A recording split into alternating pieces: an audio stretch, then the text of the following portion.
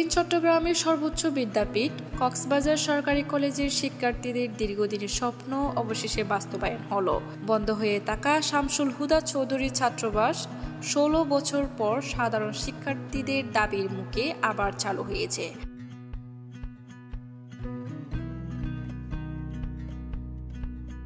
আজ এক আনন্দঘন পরিবেশে কক্সবাজার সরকারি কলেজের অধ্যক্ষ মোহাম্মদ সুলাইমান এবং সহকারী অধ্যক্ষ মোহাম্মদ মুফিজুল হক আনুষ্ঠানিকভাবে ছাত্রাবাসটি উদ্বোধন করেন। পরিবর্তিত পরিস্থিতিতে কক্সবাজার সরকারি কলেজের বৈষম্য বিরোধী ছাত্র আন্দোলন এবং সাধারণ ছাত্রছাত্রী দাবির প্রেক্ষিতে শামসুল হুদা চৌধুরী ছাত্রনিবাসটি আজকে শুভ উদ্বোধন ঘোষণা করা হলো।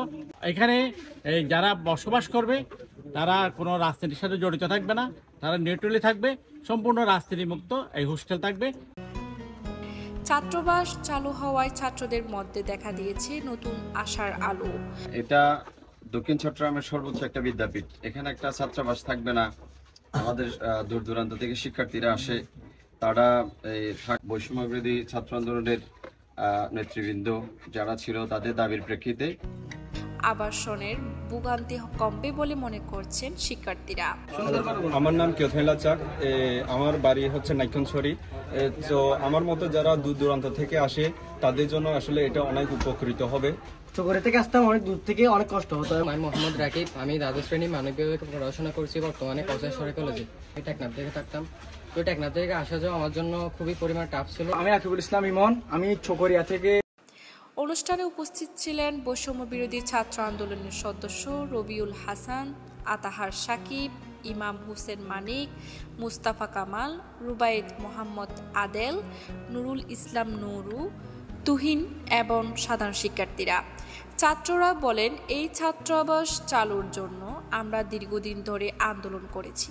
দক্ষিণ চট্টগ্রামের সর্বোচ্চ বিদ্যাপীঠ কক্সবাজার সরকারি কলেজের দীর্ঘদিনের বন্ধ থাকা কক্সবাজার সরকারি কলেজের আসম শামসুল হুদা চৌধুরী ছাত্রাবাস আজকে উদ্বোধন হয়েছে। এটা আমরা অত্যন্ত খুশি হয়েছি। বৈষম্য বিরোধী ছাত্র আন্দোলনের পক্ষ থেকে আন্তরিক শুভেচ্ছা জানাচ্ছি কলেজ প্রশাসনকে এবং এই কলেজ বাস চালু হওয়ার পেছনে যারা দীর্ঘ শ্রম দিয়েছেন তাদের প্রতি আমরা কৃতজ্ঞতা প্রকাশ করছি।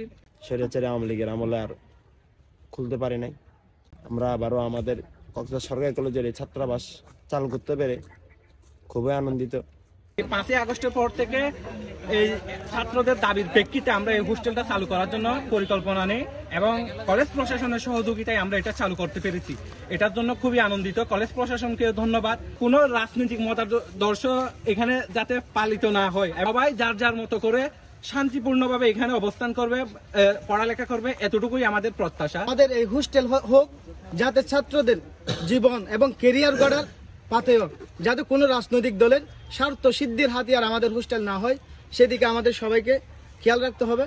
ইয়াসমিন আক্তার মাহিয়া, নিউজ বক্স, কক্সবাজার সরকারি কলেজ।